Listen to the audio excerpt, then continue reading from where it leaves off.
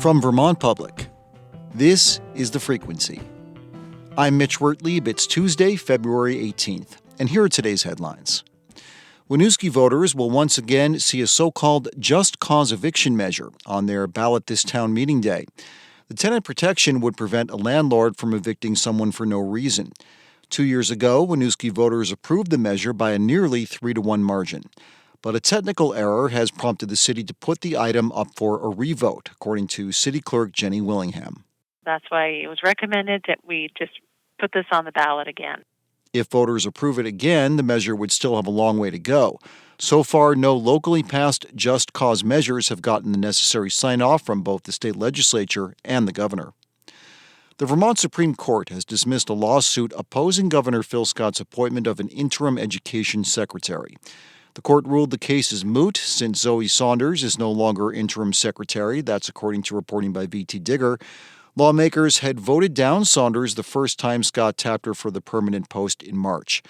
2 Democratic lawmakers filed suit arguing Scott overstepped his power by having Saunders move back into an interim role after lawmakers rejected her. Then Scott again appointed Saunders to the permanent position in November when the legislature was out of session. The University of Vermont has received a coveted status for schools engaged in scientific research. For the first time in years, UVM has once again joined the list of R1 or Research 1 institutions as determined by the American Council on Education. The designation will help the university recruit faculty and attract top students. That's according to Professor Kirk Dombrowski, UVM's Vice President for Research. It's the first thing we're asked, just about faculty recruitment, interviews and things. One of the first things you're always asked is, are you an R1 university? And so that's a big deal. The change comes after the university nearly doubled its spending on research in the past decade. There are 187 R1 schools nationwide. The incoming interim police chief in Vermont's largest city is set to serve for 2 years, and that includes staying on as an advisor once the permanent chief is hired. The city of Burlington announced last week that Sean Burke, the top cop in South Burlington, would take over the department next month. Burke spent the majority of his career in the Queen City before becoming South Burlington's police chief in 2018. Burlington Mayor Emma Mulvaney-Stanek said at a press conference last week that she hopes to hire a new permanent chief by the end of the year, and she said Burke will stick around to help with the transition. There'll just be a lot of newness in the department, and so I want to make sure that the department has all that they need to feel, the rank and file in particular, feel supported over the next 2 years. According to the city, Burke will make $172,000 per year as interim chief.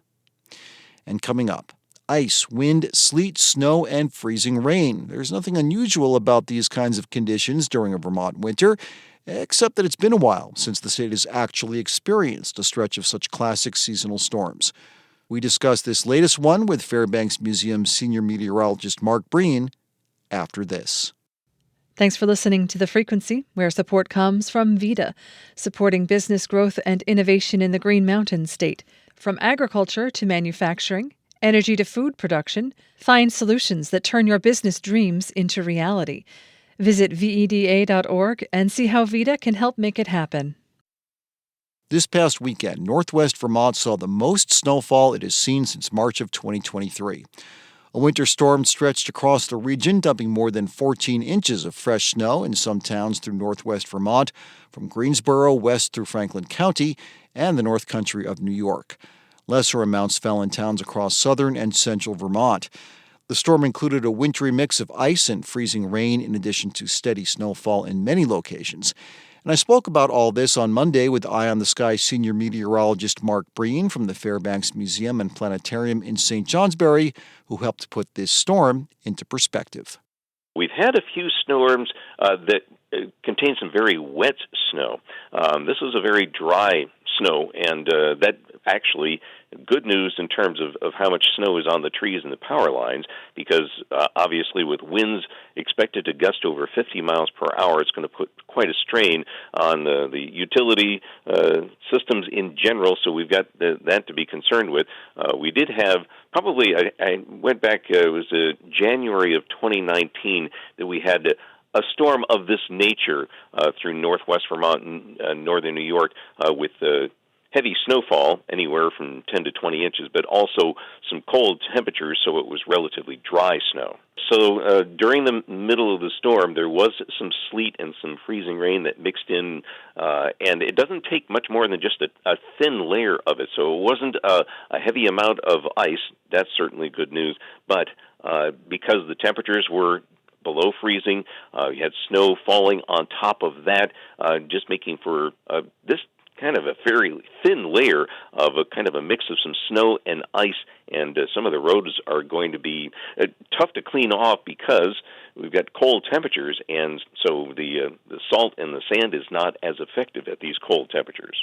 Mark, I'm going to ask you to look ahead a little bit here, because if we continue to get a lot more snow and ice this winter, I'm wondering if we should be concerned as we approach spring about an increased chance for flood problems, especially given the changes to the landscape that we've seen from recent flooding over the past couple of years. Most of that happened in the spring and summer months, but do you have any concern about that? If that snowpack starts to melt off later this spring, are we going to see an increased chance of flooding? Well, we actually do have above average snowpack, especially across the high elevations. And so you're right, Mitch. We've got this water that's basically sitting there waiting to be released. And so the issue will be how quickly and to what nature it's released. In other words, if it's mild and we see it slowly melt, then it'll ease into the rivers. But if we get a sudden warm up with some heavy rains, two things. Not only will that water go into the rivers, but it's been a relatively cold stretch, and so many of the rivers are ice-covered, so ice jams will be a concern as well.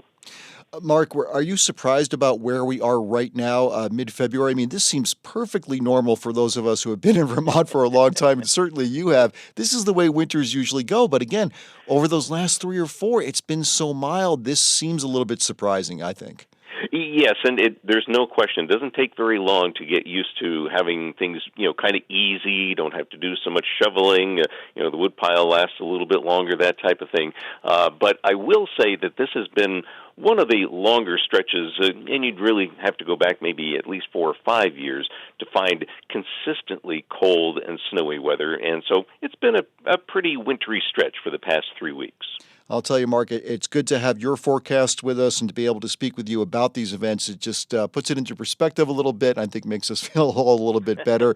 Again, thank you so much for everything that you've done, keeping us updated on this. That was Senior Meteorologist and Planetarium Director Mark Breen from the Fairbanks Museum and Planetarium in St. Johnsbury. Mark, thank you so much for the time this morning. Thank you, Mitch.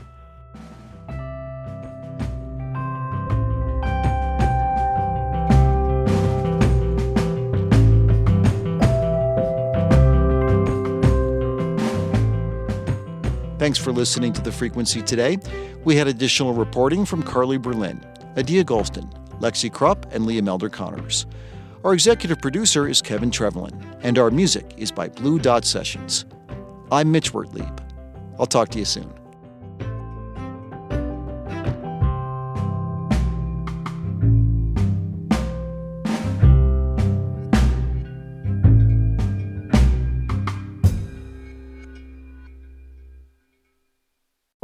Each morning, it's a new opportunity, a chance to start fresh. Up First from NPR makes each morning an opportunity to learn and to understand. Choose to join the world every morning with Up First, a podcast that hands you everything going on across the globe and down the street, all in 15 minutes or less. Start your day informed and anew with Up First by subscribing wherever you get your podcasts.